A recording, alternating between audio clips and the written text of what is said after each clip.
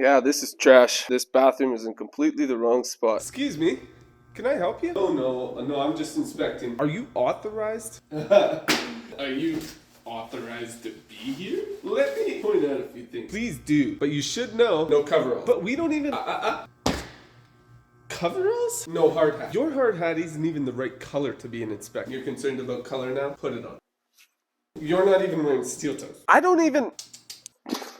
And you don't have a visibility jacket. We work in a shop. Who's gonna need to see you? What is this? Face mask? Do you know how dangerous that is? You're not wearing hearing protection. You're not even wearing safety glasses. What? What? What? Still think I'm not supposed to be here?